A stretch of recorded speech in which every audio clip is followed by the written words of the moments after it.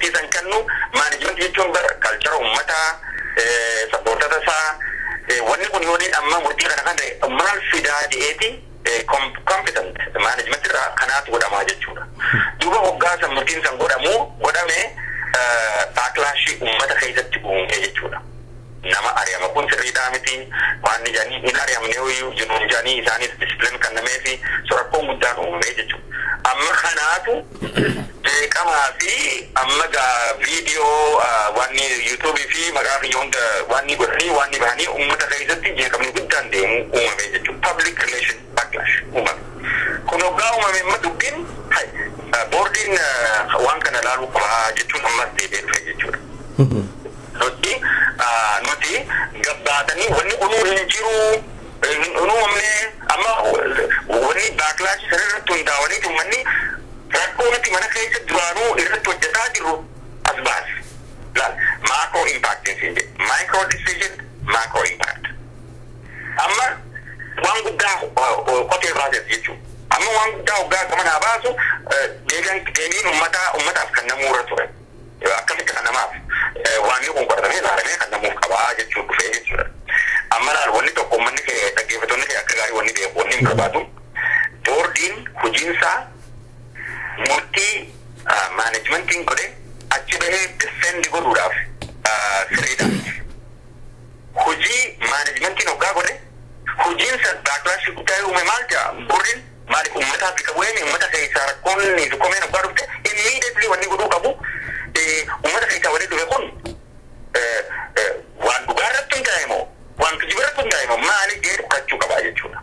So responsiin immediately nu kenname achi bahaa haasawaa jechuudha dhufe jechuudha. No akkaataan itti akkuma baanee haasawaa osoo hin ta'in wanni kun xiqqisollee qoratame gaariidha. Mee emergency jeeqamni guddaan uumame sappoortara keenyarra waan ni uumame ummata waan ni keessaa ummata executive keessaa leetara already akkaataa itti draft godhame walgahii akkaan irratti farramee nagaa badan. Wanni kun maanajimentii keessatti ani boordiidha chairman akkamittiin dhufee irra farrama waan kana isinummaan fixan ani dhumaatu san godhuu dura maqaa boordiitiin waan ani am the speaker of the board maqaa boordiitiin waan hin godhuun boordii beeku qaba boordii walgahii hatattamaa yaamuu qaba jetti ganama dubbiin kun hoggaan dhufu galgala boordi yaame jechuudha. Hatattamaan maal godhuu qabna? Hoggaa hatattamaan yaamnu waan ganama dhageenyu raawwata hatattamaan yaamne hoggaa dhageenyu akkanatti wanni kun deebiin kan namuuf qabaa namni sadii achi baatanii eega qosattu waan kana qoratan booda deebii kana interview kan nu qabdanii wanni jiru murtiirra ga'e.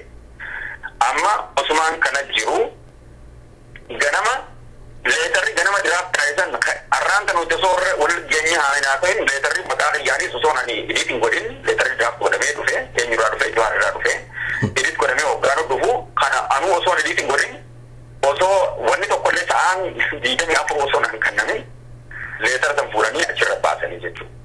The first trigger for me.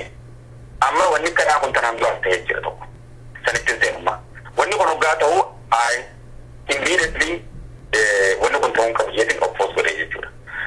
Murtii boordiin waan godhuu qabu irratti murteessee jira san tarreesseetiin akkaataatti goonu kun akkana godhamuu qaba jeetiin lafa jechuudha. Kana keessatti ati as baatee ammaan tana responsii uummataatiif waan decision kun kijibaa